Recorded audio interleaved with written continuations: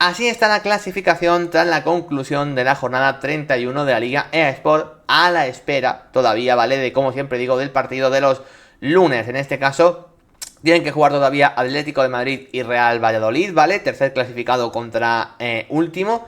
Así que a la espera de lo que pase en este partido, esto lo tenemos así, que es Barça y Madrid siguen con 4 puntos de distancia, ambos han ganado sufriendo y por la mínima este fin de semana, pero ahí se mantienen, ¿vale? 4 puntos de diferencia entre uno y otro.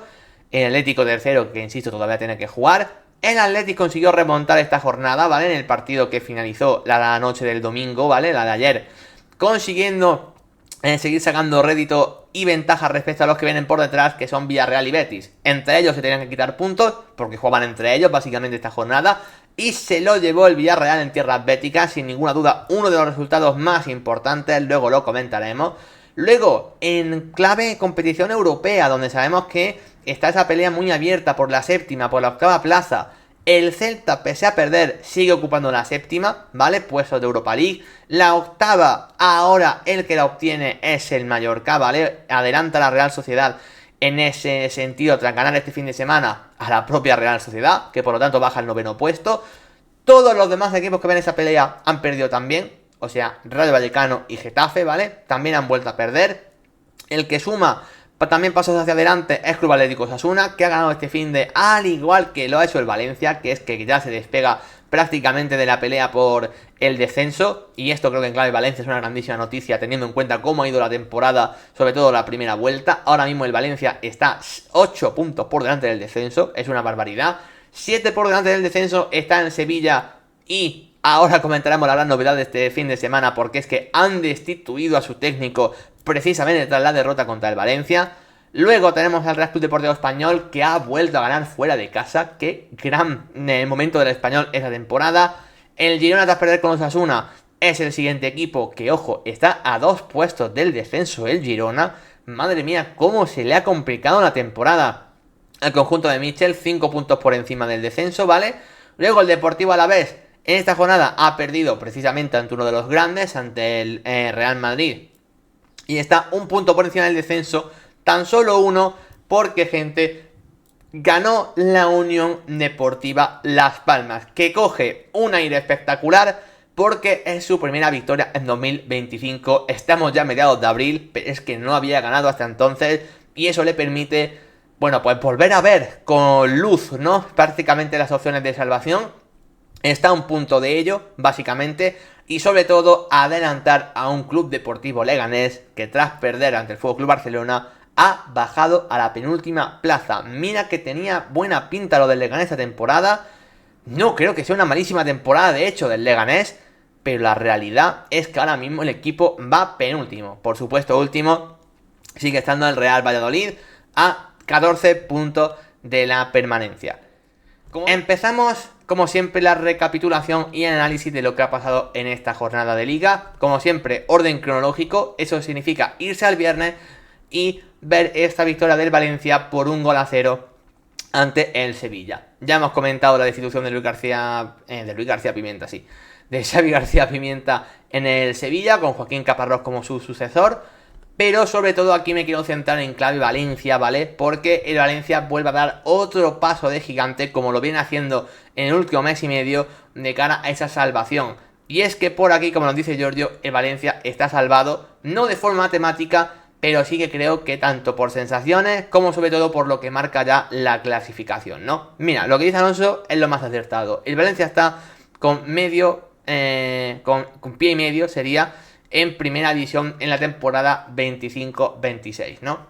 Y yo creo que esta victoria, más allá de que haberse adelantado al Sevilla a nivel clasificatorio, significa confirmar que ya no estás en la pelea por la zona baja. Básicamente esa pelea ya queda reservada a otros equipos, punto número 1. Y sobre todo, seguir confirmando una dinámica realmente positiva. El mejor momento, sin duda, de la temporada del conjunto Che. Recordamos que el Valencia, antes de Baraja, llegó a tener momentos de estar 5, 6, incluso hasta 7 puntos metido por debajo de esos puestos de salvación. O sea, el Valencia ha crecido mucho, ha crecido a través de un plan claro, de un once titular muy reconocible, la verdad. Y de que hay días de que el equipo está mejor, otros días el equipo está peor, pero el equipo está compitiendo siempre, de hecho tanto en Mestalla como fuera de Mestalla. Es verdad que este partido sí que era en Mestalla, y es verdad además que el partido en su tónica general hay ocasiones, llegadas y acercamientos de los dos equipos. Hay que decir que Mamardashvili tuvo que intervenir, hay que decir que Nilan tuvo que intervenir, por eso he puesto a ambos en estrellas y además los he puesto ahí un poquito en pack, porque creo que ambos porteros estuvieron muy bien. De hecho, Nilan deja una doble parada, creo que es en la segunda parte, realmente buena, pero insisto, Mamardashvili también tuvo que intervenir en alguna que otra ocasión. Al final el partido se acabó decidiendo con ese gol de Javi Guerra, uno de esos jugadores que claramente ha crecido también en este tramo de temporada, que empezó realmente mal. Bueno, se ha sentado en el 11 y ahora mismo es un jugador imprescindible. Y sobre todo al final con un equipo que sigue convenciendo, ¿no? A día de hoy la seguridad defensiva ha mejorado, aunque es verdad que en este partido no fue el mejor partido defensivo del Valencia, pero por ejemplo Mamardashvili sí que estuvo mejor que otros días, lo cual es importante. Y luego arriba, bueno, pues Diego López, Luis Rioja te siguen generando. Luis Rioja para mí hizo un muy buen partido. Diego López quizá no estuvo tan bien como otros días, pero por ejemplo da la asistencia del gol. Y al final Umar Sadik, que lleva unos cuantos partidos sin marcar, tampoco parece tan grave porque lo que le rodea por detrás está acompañando realmente bien, ¿no? En clave Sevilla, bueno, esas 4 derrotas consecutivas al final hacen la peor racha de la temporada realmente del conjunto hispalense. Yo creo que ahora mismo está faltando algo en el centro del campo. Agume viene a hacer un gran partido y lo entiendo. Derek Shaw hizo un partidazo ante el Valencia, aunque el Sevilla perdió, pero hizo un muy buen partido. Pero sí que es verdad que está faltando algo en la parte creativa, ¿no? Está faltando un mediapunta para mí que sea capaz de tener mejor un último pase. Esa figura está faltando. El Sevilla siempre se ha bastado mucho de un Iván Rakitic, de un Ever Banega, jugadores que han sido muy importantes ahí. Y el Sevilla esa figura no la tiene este año. Saúl no es eso. De hecho, Saúl ahora mismo no está siendo titular porque quizás Saúl juega mejor en otro estilo y ahora mismo no está terminando de encajar como esa figura de media punta. También ha intentado por ahí a veces García Pimienta con Juanlu, pero al final Juanlu tampoco es que sea un media punta, es un interior de cierto recorrido esa temporada. Pero sensación que ahora mismo el Sevilla necesita un jugador que encaje en esa posición de media punta para acompañar a los tres de arriba.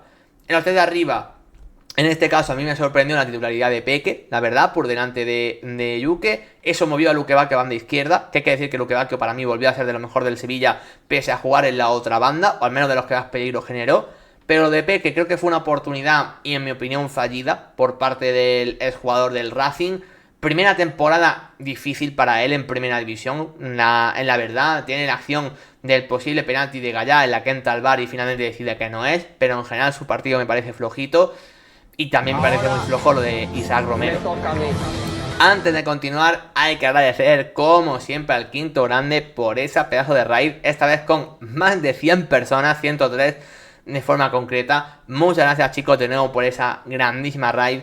Y como digo aquí prácticamente cada semana, porque las raids son habituales, muchas gracias a todos y podéis quedaros en este humilde directo para hablar y comentar todo lo que ha pasado este fin de semana en la Liga Española, que de hecho vamos por el principio, estamos hablando de ese Valencia-Sevilla.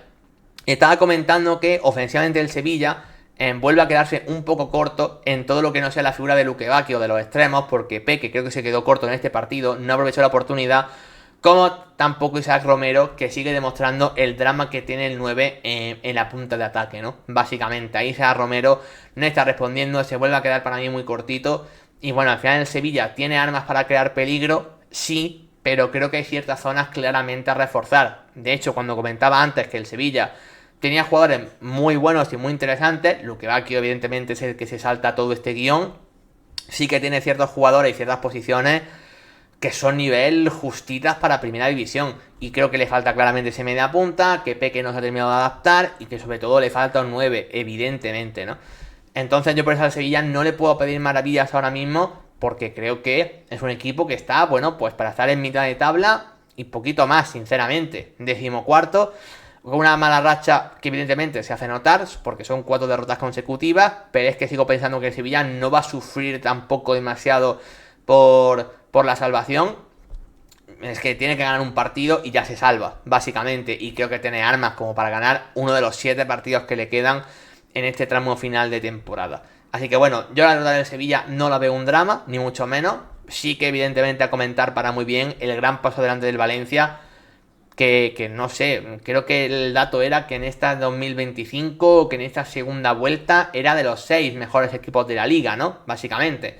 Bueno, es que el momento del Valencia es realmente bueno. Pasamos a lo del sábado, ¿vale? Y todo esto empezó con un duelo de la zona europea entre Real Sociedad y Real Club Deportivo Mallorca. De hecho, este resultado que veis en pantalla, este 0-2, ha sido el que ha definido que ahora mismo el Mallorca ocupe puestos de Conference League y no sea la Real Sociedad. El partido, típico partido de la Real Sociedad, un día más donde el equipo está muy flojito con balón y donde le cuesta infinidad de tiempo crear ocasiones, mucho pase, mucha circulación para jugadas que no llegan absolutamente a ningún sitio, que acaban siendo un 1 para 1 de los extremos, donde a veces sale bien o a veces sale mal, y principalmente en este partido sale mal, sobre todo con la figura de Ander Barrenechea, que honestamente no tuvo su partido. En ataque no le salió prácticamente ninguna, y sobre todo a nivel defensivo, pues bueno, cometió ese error, esa pérdida que propició el 0-1 del Mallorca, pase de Seri Darder filtrado y definición de Kyle Larin, ¿no? Al final, es verdad que el Mallorca estaba sin la figura de Muriqui arriba, pero lo cierto es que no lo necesitó. El Mallorca planteó un equipo, bueno, reforzando más la línea defensiva, con Maffeo y Mojica de carrilero, y en mi opinión realmente le salió bien. A mí me gusta el Mallorca con los carrileros, creo que Maffeo y Mojica pueden salir potenciados de este esquema, y sobre todo creo que tiene 3 buenos centrales. Raillo en el medio como Kaiser, volviendo a hacer un partido bestial de nuevo un día más, y bueno... Y luego, pues con los Samu Costa a nivel más destructivo que me volvió a gustar. Y por supuesto con la figura de Seri Darder. Sin ninguna duda, el gran MVP del partido es el jugador de Artà, el número 10 del conjunto mallorquín. Es un jugador que esta temporada ha mejorado respecto a la temporada pasada. No creo que esté en su mejor momento como fue sus temporadas en el Español, donde es que tenía nivel selección española y pudo ir perfectamente, pero sí que creo que ha mejorado, y en partidos como el de este fin de semana se ha visto cómo ha podido liderar al equipo en las transiciones, con sus conducciones, dando esa asistencia a Kyle Larin y también luego marcando él, ¿no? Ese 0-2 definitivo que ya se lo ponía prácticamente imposible a la Real Sociedad. Partidazo de Seri Darder, acompañado en mi opinión de una actuación coral y más que correcta, de notable del Mallorca de Yago Barrasate. Al final es verdad que como la Real Sociedad es un equipo que te crea muy poquito, sí que es verdad que tuvieron algún acercamiento donde Dominic Grave estuvo bastante bien, pero es que yo vi a la línea defensiva de Mallorca bastante sólida y una Real Sociedad que le salieron muy pocas cosas, ¿no? Sucic de nuevo, partido muy flojo, Barrenechea ya lo he comentado, no fue tampoco un muy buen día de Mikel Oyarzabal, Taque Kubo generó algo pero tampoco demasiado, entró Oscarson y no entró bien, entró Sergio Gómez y no entró bien. Al final así, muy complicado, evidentemente. Fue uno de esos días que la Real es que prácticamente nadie estaba enchufado. ¿Puedo destacar para bien de la Real Sociedad? Pues mira, a John Martín, ¿no? Al jovencísimo canterano central del conjunto Churi Urdin, que, bueno, promete una auténtica barbaridad. Yo decía que quería verlo con más continuidad, porque hay que tener en cuenta que Lustondo no está haciendo su mejor temporada, Zubelia dejando dudas, Aguer con el tema de las lesiones y John Pacheco a un nivel muy bajo. Al final la Real en defensa ha tenido buenos tramos en la temporada, sobre todo cuando Aguer ha estado a su mejor nivel, donde era uno de los equipos más fiables de la liga a nivel defensivo, ¿no? Con Aguer como Kaiser y con un muy buen John Mikel Aramburu, pero es verdad que el equipo también ha tenido malos momentos, como está teniendo por ejemplo ahora también a nivel defensivo, y ahí la figura de John Martín de cara a medio largo plazo me parece muy interesante. Se viene hablando muy bien de ese chico de categorías inferiores, era la pareja de Pau Cubarsí en su momento en la selección sub-17 de España, incluso más atrás, y oye, a mí partidos como el de ayer me parece que refleja que tiene buenas aptitudes a nivel defensivas con y sin balón, además. Así que bueno, muy bien él, no tan bien lo que le rodeó, donde bueno, por ejemplo Alex Remiro canta en el segundo gol, temporada regular de Alex Remiro en ese sentido. Bueno, al final lo que le rodeó a John Martín no estuvo bien, pero él, de forma concreta, creo que fue lo único positivo a sacar de la Real Sociedad en este encuentro. Así que bueno, el Mallorca que vuelva a puestos europeos y la Real que se vuelva a caer de los mismos. En el siguiente partido, para mí uno de los resultados más trascendentes de la jornada, no solo por la derrota del Getafe, que sí que es verdad que es sorprendente por ser en casa y ante un equipo de descenso, pero más que el Getafe perdiese, que es verdad que se perdió una oportunidad de acercarse a Europa, porque perdió la Real, porque perdió el Celta, porque perdió el Rayo, o sea, era una oportunidad muy grande del Getafe de acercarse aún más si cabe a puestos europeos. De hecho, sigue estando más o menos ahí en la pelea, está a 4 puntos. Más allá de eso, sobre todo aquí lo más importante es la victoria de la Unión Deportiva Las Palmas. Las Palmas llevaba prácticamente 4 meses sin ganar un partido de liga. Era el único equipo que no había ganado ningún partido en 2025 en primera división. Hasta el Valladolid había ganado un partido en primera esta temporada en 2025. Las Palmas aún no. Y por fin lo ha conseguido con esa victoria 1-3 ante el Getafe. Es verdad que es un partido muy marcado de forma evidente por la expulsión de Diego Rico, ¿no? El Getafe empezó siendo mejor en el encuentro, la verdad. De hecho, se adelantó muy prontito con ese gol de cabeza de Omar Alderete. Un grandísimo balón parado de Luis Milla. El remate de Alderete todavía mejor aún si cabe. Y es verdad que el Getafe con ese 1-0 y además por las sensaciones de los primeros minutos parecía que el partido lo iba a tener muy de cara, la verdad.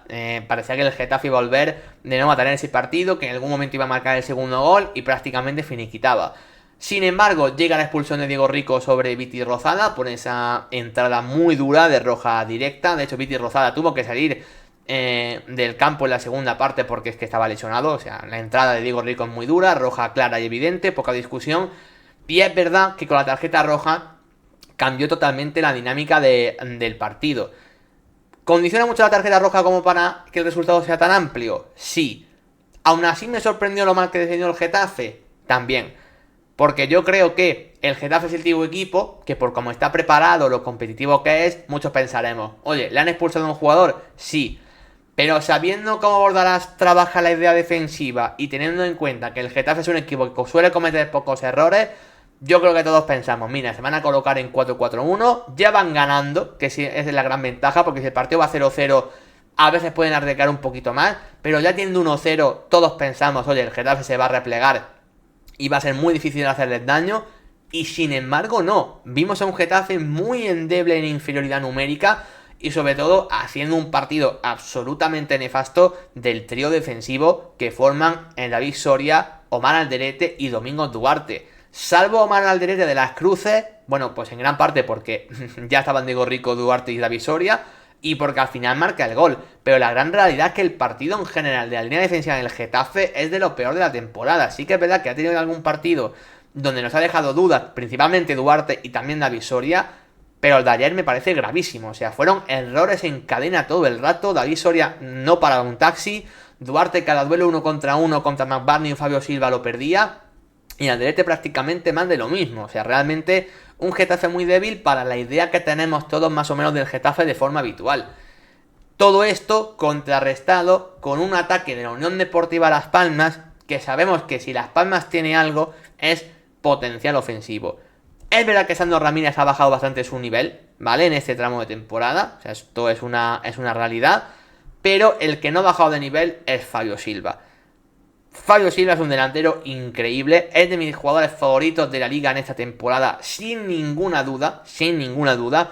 Si Las Palmas se acaba salvando, va a ser en gran parte gracias a él. Y este tipo de partidos demuestran la dimensión de que este jugador pues está muy por encima de la situación actual de la Unión Deportiva Las Palmas. Al final, es verdad que hay jugadores como Jaime Muñoz o como McBurney que estuvieron muy bien y le acompañaron muy bien, ¿vale? En el partido, McBurney volvió a marcar y Jaime Muñoz, más allá de la asistencia, me gustó mucho su partido cuando pasó a jugar como interior derecho, pero en general el jugador que da ese salto de calidad competitivo es Fabio Silva. No sé qué va a ser de Fabio Silva la próxima temporada, si él querrá jugar en Wolverhampton, que es el club al que pertenece, pero donde él ya comentó que no lo ha pasado bien, entonces creo que una salida para él sería lo mejor.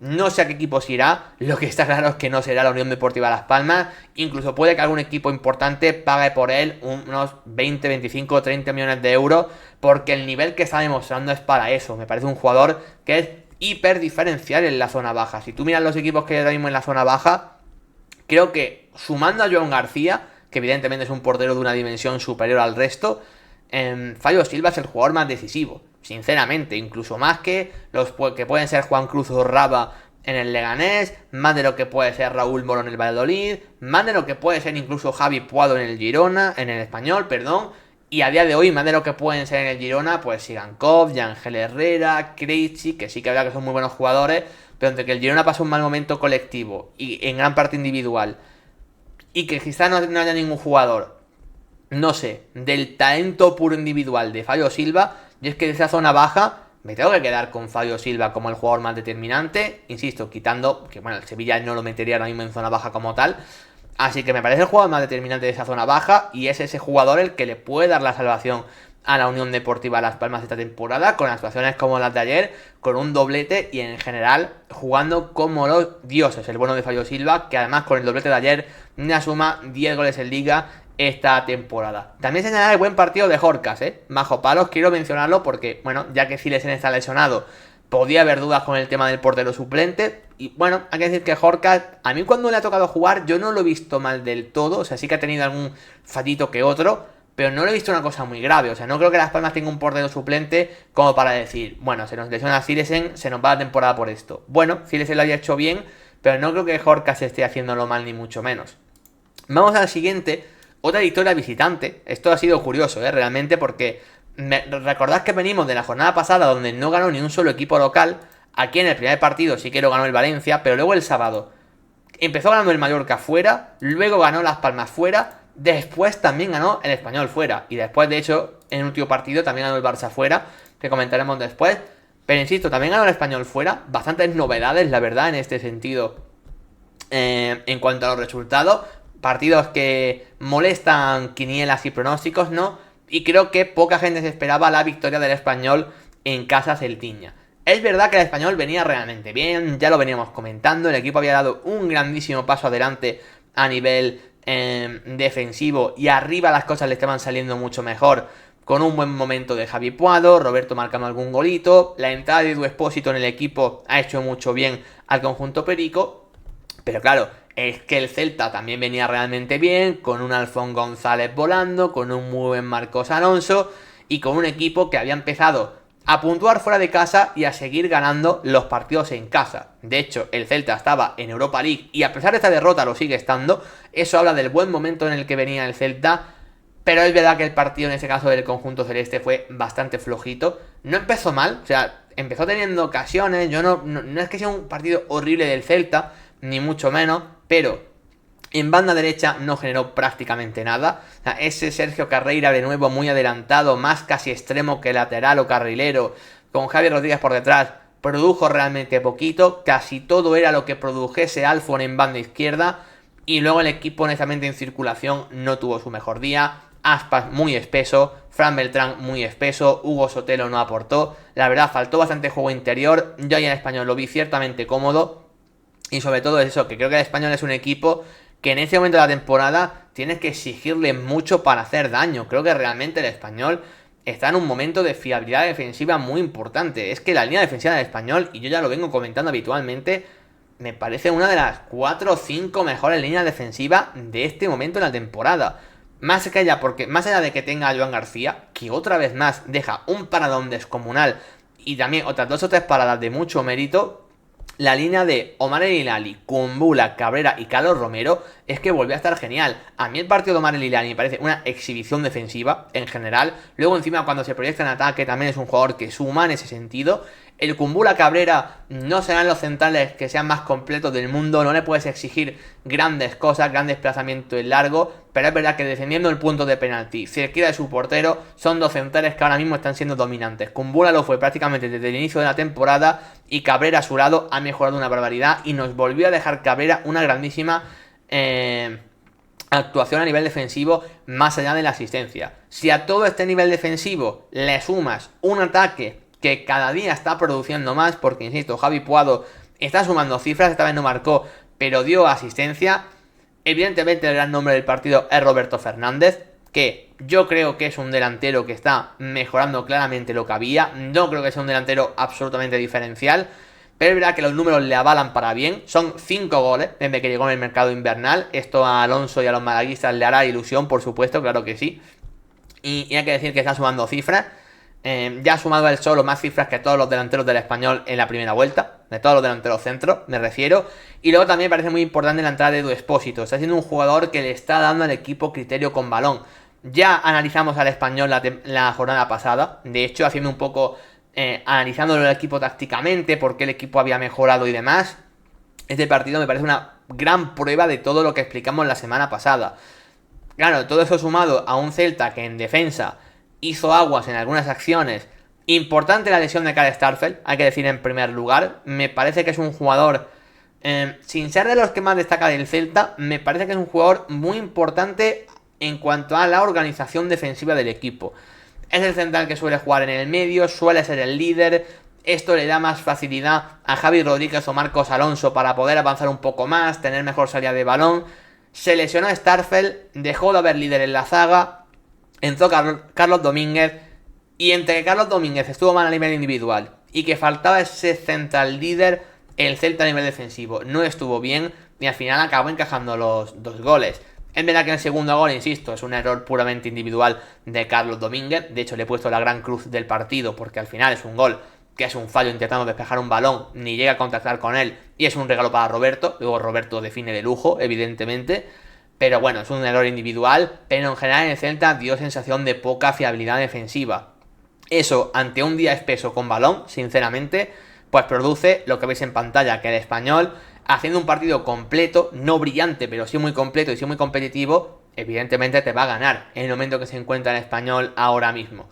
Así que sorpresa seguramente la victoria del conjunto perico, pero que sí que es verdad que explica muy bien cómo viene el Español últimamente jugando y explica que el Celta es un equipo, bueno, ciertamente irregular, con algunos jugadores que cuando están muy bien o están bien potenciados por el contexto son brillantes, pero que sigue siendo un equipo que a veces le falta un poco de experiencia y que bueno, que creo que tiene alguna posición que otra a mejorar dentro del plan de Giraldez de cara a la próxima temporada. Insisto, esto sin quitar mérito al gran temporadón que está haciendo el Celta de Vigo, evidentemente. Por aquí quería comentar por el chat, lo primero, saludar a Luca, que está ya por aquí, ¿qué tal? ¿Cómo estás? Bienvenido. Que decía, pecho friada del Celta y ahora Montjuic a salirse. Pues sería muy del Celta hacer eso, la verdad. Dice Alonso, yo puse la quiniela que marcaba, o sea, que ganaba el Español, se refiere. Por cierto, tengo que decir que Roberto no marca... que tiene que decir él que Roberto no marca y así marcará, ¿no? Básicamente, que cree que ya controla su poder. Pues mira, en este caso por partida doble. Más cosas que decís por aquí, ¿vale? Estoy hablando aquí de otros temas. Vale, estáis hablando de otros temas. De otros deportes, ¿no? Podríamos decir.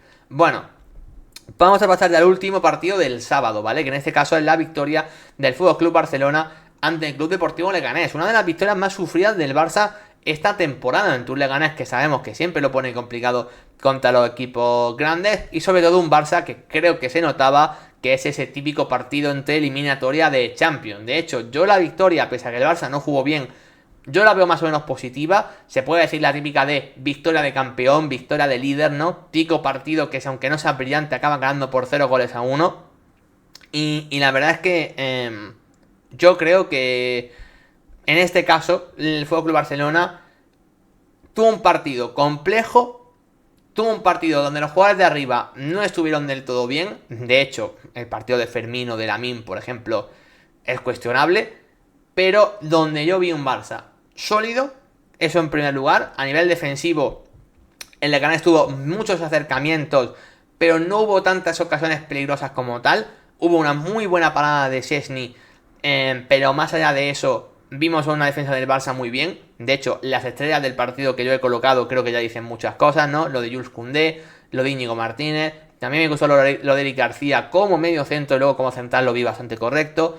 Bueno, en ese sentido, el Barça a nivel defensivo, muy bien.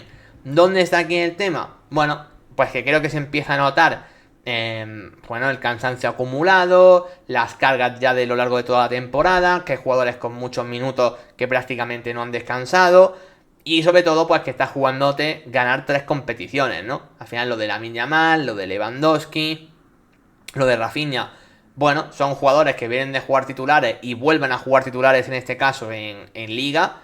Bueno, se entiende que no tengan su mejor partido. Bueno, Rafinha estuvo más o menos bien, pero es verdad que Lewandowski no, y Lamine sobre todo. No sé si es el peor partido de Lamine esta temporada, pero cerca de ello. La verdad es que no le salió prácticamente nada. Y bueno, creo que se puede entender este partido del Barça. Insisto, ante un Leganés que compite. Yo creo que el Leganés, claro, es que en clave clasificatorio lo vemos penúltimo, en descenso, con claras opciones de bajar a segunda división. Y se mezcla un poco el hecho de que contra los grandes está compitiendo muy bien, como que luego contra otros equipos bueno, de su zona, digamos, no está compitiendo tan bien y está cometiendo errores. Y el cómputo general que te sale de eso no es positivo, ¿vale? Porque es verdad que tú le ganaste al Atlético, es verdad que le ganaste al Barça también en la primera vuelta, le competiste al Madrid, le competiste al Atlético, creo también. O sea, sí has competido contra muchos equipos grandes, pero al final esos equipos en algún momento te pueden dar un golpe y ya, como es este caso. Al final es un gol que no deja de ser de Jorge Sáenz en propia puerta. O sea, realmente el Barça como tal, si no fuese por ese gol en propia no hubiese ganado el partido. Pero al final sabes que cuando tú te enfrentas contra un equipo de esta dimensión, sabes que alguna van a tener. Entonces tú tienes también que ser capaz de que a nivel defensivo contra los equipos más pequeños es cuando más fiable tienes que ser. Y creo que al Leganés está fallando en esos días y de ahí se explica que a nivel clasificatorio al final el resultado no esté siendo positivo, ¿no? Al final estés ahí en descenso por eso, porque realmente tú ves el partido contra el Barça y no tienes casi nada que reprocharle al equipo. Dani Raba de nuevo en esa función de falso 9 a mí me gustó muchísimo. Lo de Sidú así en el centro del campo, gran partido también. Rosier me encanta, lo dicho, siempre es uno de mis laterales favoritos de la liga esta temporada, está haciendo un temporadón y sobre todo es un jugador que tiene nivel para jugar en un equipo de mejor nivel en cuanto a, no sé, competición europea, por ejemplo. Es el típico fichaje que, no sé, si el Rayo pierde a Ratiu y entra en Europa, le recomendaría a Rosier. Si el Mallorca pierde a Mafeo, les recomendaría a Rosier. Si Osasuna pierde a Areso, les recomendaría a Rosier. Ese es el nivel de este jugador, ¿no? Más o menos. Y bueno, insisto que es un partido que a Leganés yo no le reprocho nada. La acción del gol en propia puerta de Jorge Sáenz simplemente es un error y parte de mala fortuna y ya está. Pero claro, al final es eso. En el día a día, esta versión que vimos contra el Barça no la estamos viendo. Y al final el Fútbol Club Barcelona, en el momento de la temporada en el que está, pues no ha tenido su mejor partido, pero es que claramente lo más importante de ese resultado era sacarlo, el poder estar en la pelea con la Liga. Nadie se ha replanteado en este partido que el Fútbol Club Barcelona tenía que haber ganado 0-5, tenía que haber hecho su partido del año, porque todos entendíamos que la victoria del Barça iba a ser complicada esta jornada. Y bueno, hay veces donde al Barça pues se lo pueden resolver los Lamine, los Lewandowski, los Rafinha y compañía, o Pedri, que también lleva unos partidos un poco peores. Y sin embargo, este Barça te demuestra que hay partidos que te lo pueden resolver pues los Íñigo Martínez o los Jules Koundé por estar brillantes a nivel defensivo, que eso también creo que es algo a tener en cuenta.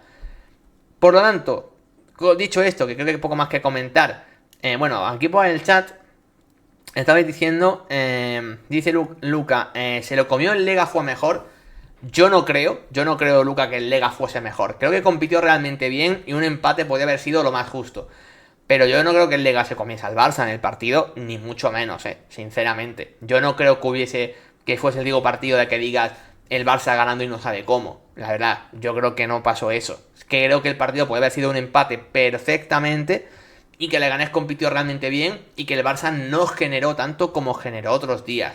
Pero hasta el punto de que el Lega fue claramente mejor y que se comió el Barça, yo eso no lo compro, la verdad.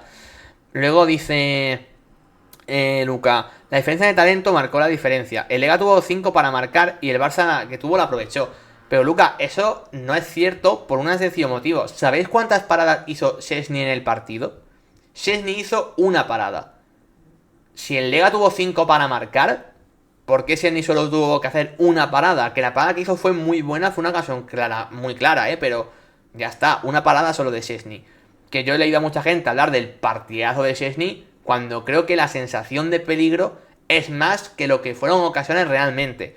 Otra cosa es que el Lega tuviese muchos acercamientos, que eso sí que es verdad, pero que esos acercamientos que tuvo, en gran parte, fueron frenados por la defensa del Barça. Por eso estoy hablando del buen partido defensivo del Barça a nivel individual, porque creo que lo de Koundé o lo de Íñigo Martínez principalmente fue una exhibición defensiva, porque fueron los que, o sea, ellos hicieron que todo ese peligro que el Lega tuvo en cuanto a acercamientos no fuesen ocasiones 100% reales.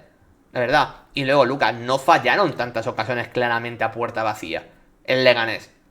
No fallaron tantas, realmente. Y luego, el Barça, un acercamiento solo, no tuvo. De hecho, Dimitrovic tiene 2 o 3 paradas en el partido. O sea, yo no creo que, hombre, la diferencia de talento se nota. Sí, evidentemente. Siempre hay un equipo pequeño contra un equipo más grande, que se entienda como pequeño y grande un equipo que es candidato a ganar la Liga y el pequeño un equipo que lucha por no bajar, se entiende, ¿no? Lo que estoy diciendo. Evidentemente ahí el talento siempre va a marcar diferencias, pero yo no creo que sea el típico partido de el Barça fue claramente inferior, el Leganés fue claramente superior y que el Barça no sabe ni cómo lo ha ganado. Yo sinceramente no estoy de acuerdo con ese análisis, o yo al menos no tuve esa sensación, sinceramente. Y no fueron remates de empujarla y de gol sí o sí. Lucas, sinceramente. Yo sé que tú eres muy de Atlético y que está muy bonito decir que el Barça se mereció perder y que el Atlético entre la pelea por la Liga. Honestamente no estoy de acuerdo. Y luego respecto a lo de si saben que entran 5 equipos en Europa, no es al 100% confirmado, Luca. 100% confirmado, pero es 99%. Es 99%, ¿eh? Lo de que van 5 equipos españoles. De hecho, ya se está contando con que Villarreal o Betis van a entrar. O sea, la pelea de el quinto puesto es una realidad por entrar en Champions. Y por lo tanto el octavo en Conference League. O sea, esto, insisto, no es oficial, pero es prácticamente seguro. Bueno, yo he dado aquí mi percepción del partido. Luca dice que tiene otra, que la primera parte es para que el Leganés lo hubiese ganado 3-0. A mí me parece muy exagerado, o yo al menos viendo el partido esa sensación no la tuve, la verdad. Pero bueno, que cada uno se quede con el análisis que prefiera. Vamos a pasar a lo del domingo, ¿vale? Aquí sí que ganó un local para empezar la jornada, que fue la victoria de Osasuna ante el Girona. Dos equipos que venían realmente mal, en este caso, tanto los de Vicente Moreno como los de Michel.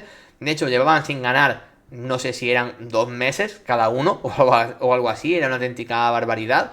Y sobre todo ambos equipos en la zona media-baja y con la sensación de que el que perdiese se metía en un problema.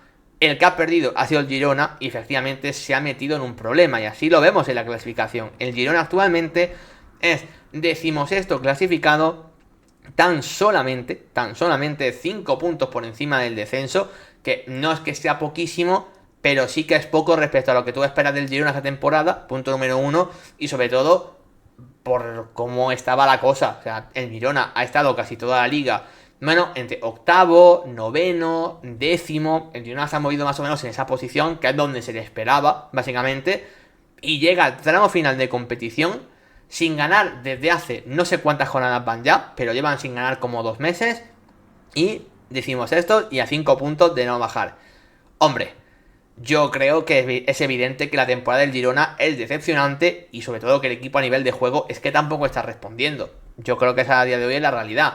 ¿Fue un partidazo de Osasuna como para decir ha vuelto el mejor Osasuna? No, pero sí que es verdad que ahora mismo da la sensación de que Osasuna tiene piezas algo más diferenciales de las que tiene el Girona. Ahora mismo para mí lo mejor del Girona está siendo Danjuma y Ángel Herrera. Ángel Herrera, por cierto, salió del partido encima con molestias.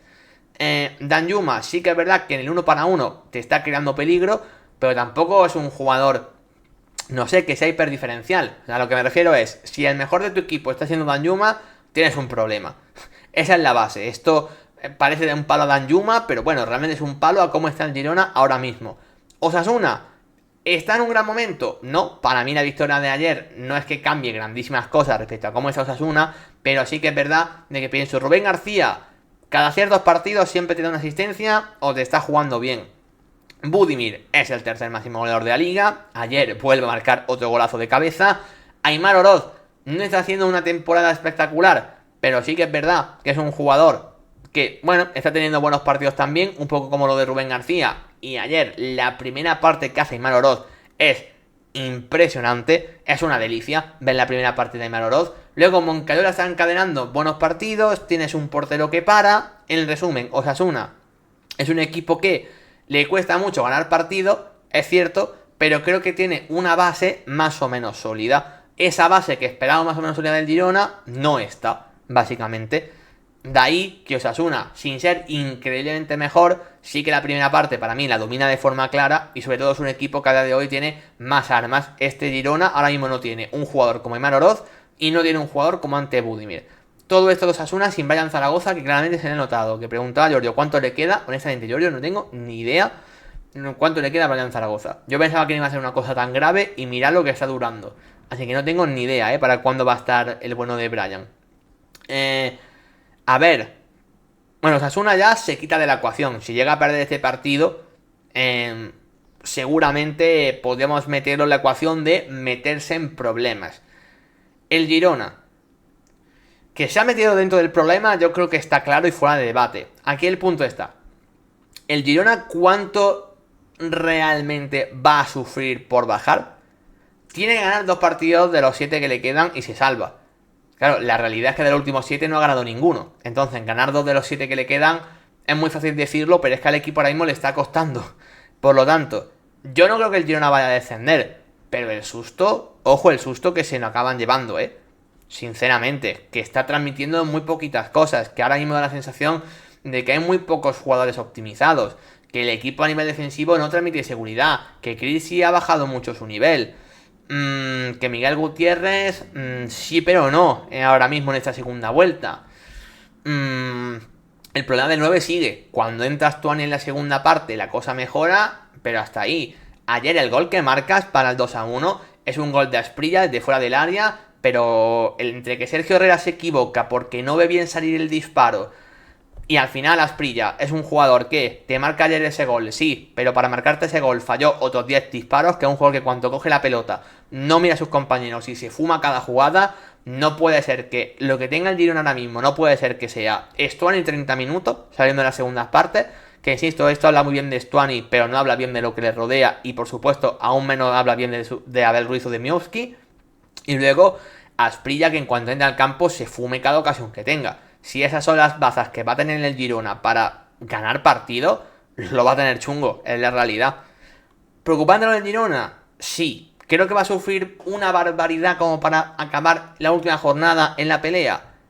Yo creo que no, pero ahora mismo si acaban así, tampoco me sorprendería, la verdad. Porque pase lo que pase ya hasta final de temporada, el Girona para mí, claro equipo de excepción de la temporada, pues junto con la Real Sociedad.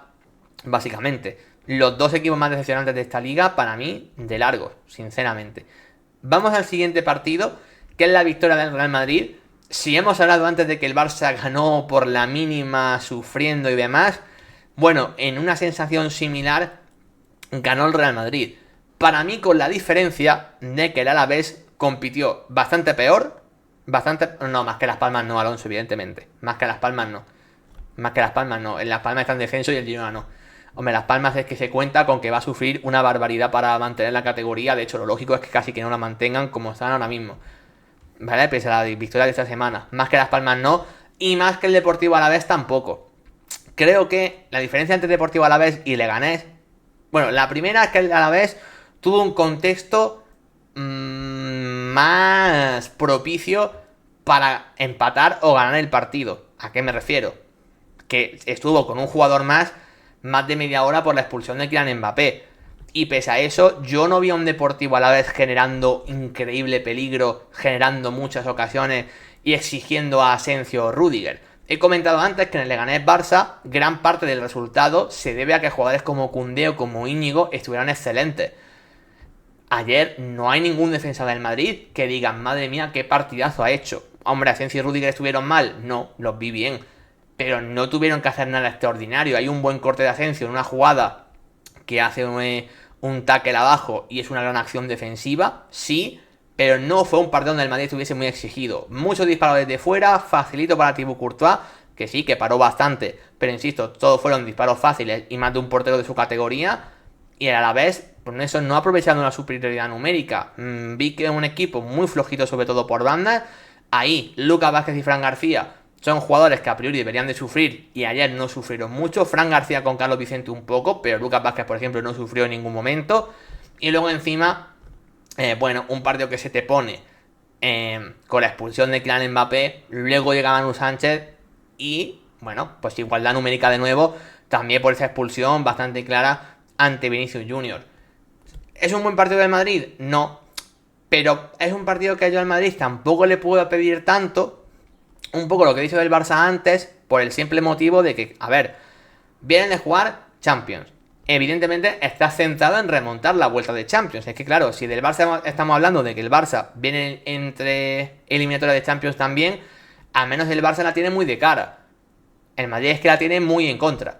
Entonces, podemos entender que el Madrid estuviese también pensando en la vuelta. De hecho, se ve en el propio once titular. Vinicius descansando, Bellingham descansando.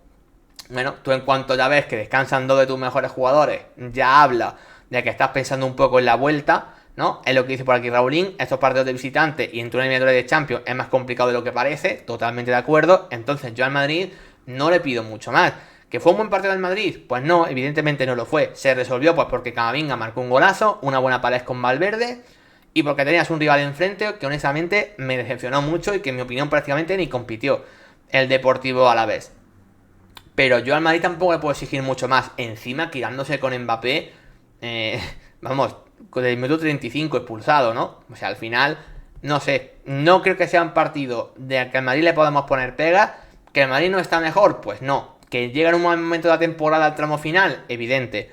Pero no es un partido como para medir al Real Madrid si estuvo mal o estuvo bien. Es evidente que, hombre, podemos pedir más, pues seguramente de Rodrigo, que un día más hace un partido horrible. Podemos pedir más de Arda Güler, que volvió a desaprovechar su oportunidad. Ya, pero es que esto ya venía pasando. No es que el Madrid haya hecho un partido horrible en lo colectivo y que digan, madre mía, qué mal juega este equipo. No, simplemente sabes que hay jugadores que están mal. Que el Madrid en lo colectivo jugó mal.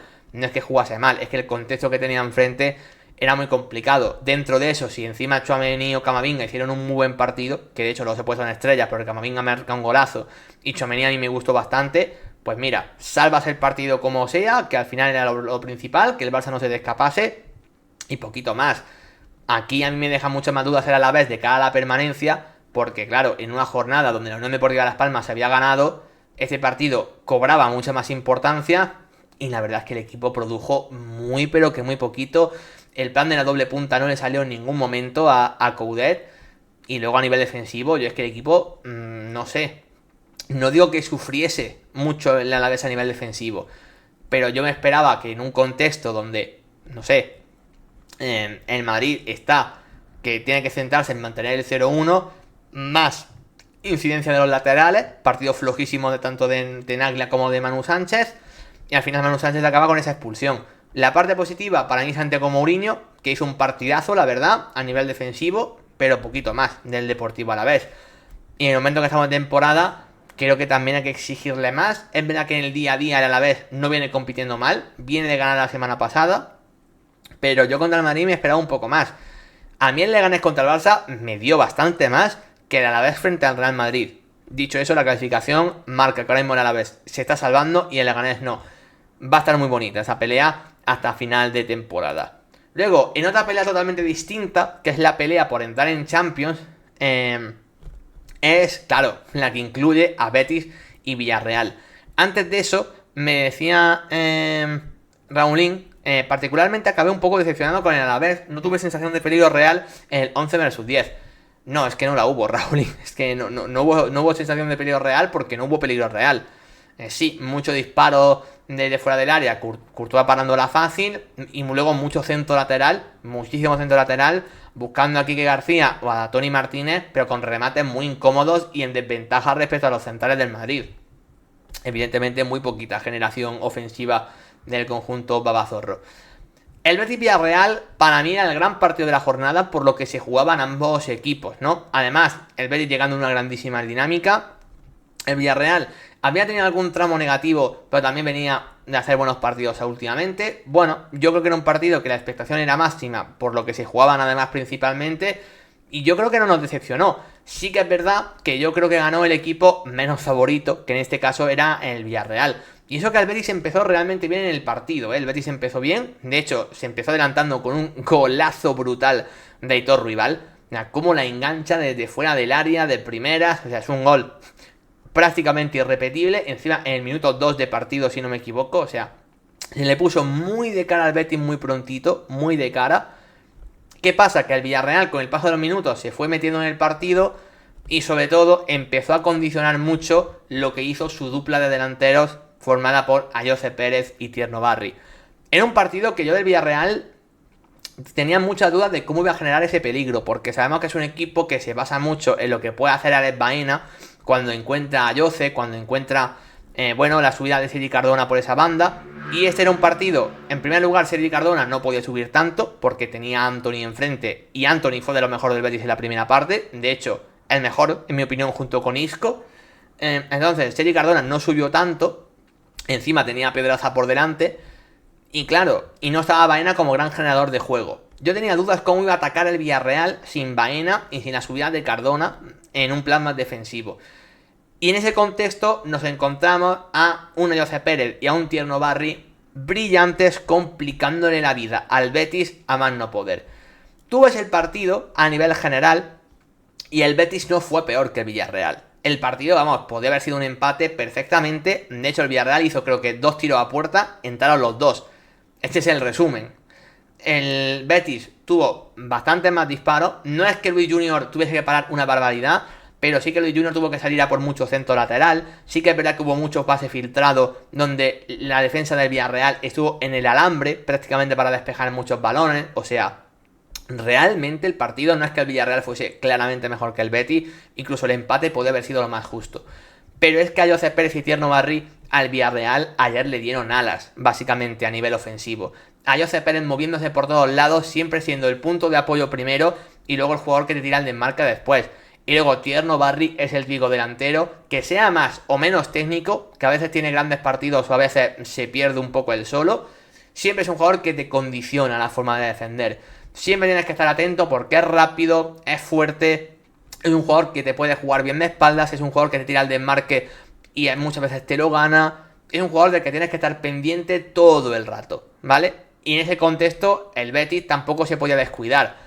El Villarreal encontró sus momentos del partido donde Ayoce y Tierno Barri pudieron brillar y en ese contexto el Villarreal consiguió remontar.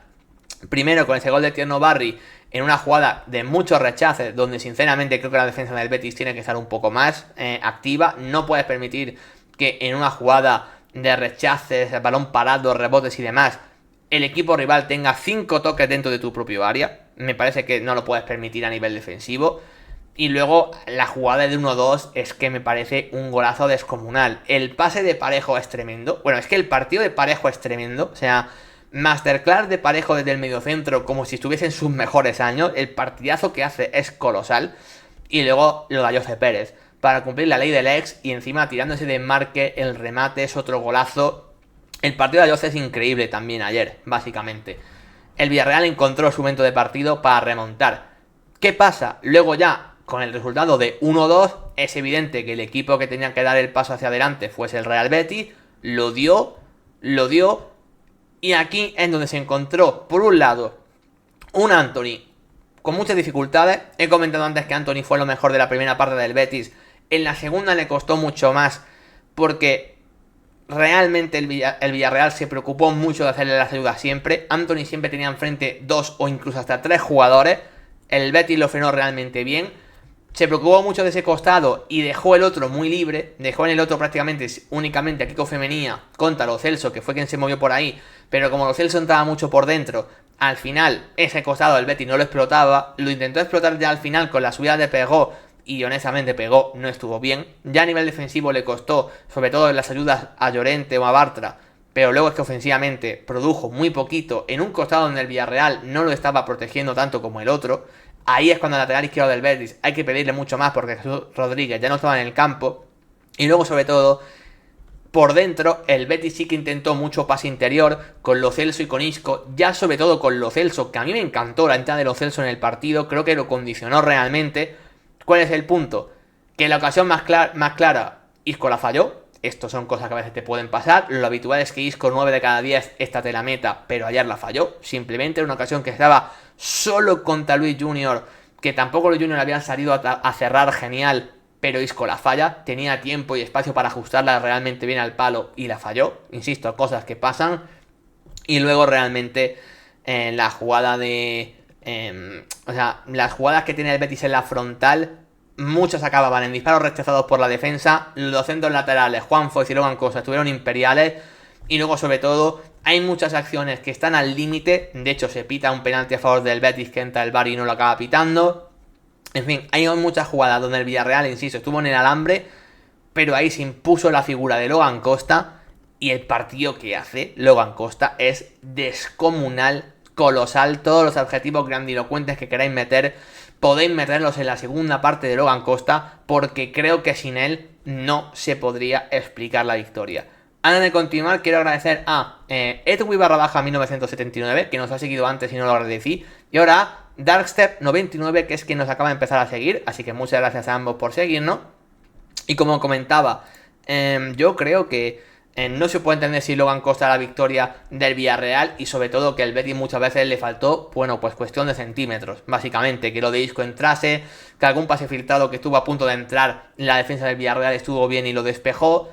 Y luego, evidentemente, el Villarreal acabó con el autobús puesto cerquita de su portero, defendiendo con línea de 5 atrás y 4 por delante. Logan Costa medio centro, doble lateral en izquierda. En fin, el Villarreal metió a todos los defensas que pudo meter. De hecho, los cambios fueron Beigi, Canguala y Arnau Solá, que es un lateral izquierdo también del B. O sea, al final son cambios para coger y decir, oye, no vamos a atacar más en el último cuarto de hora, nos vamos a dedicar a defender y a ver si con esto podemos resistir.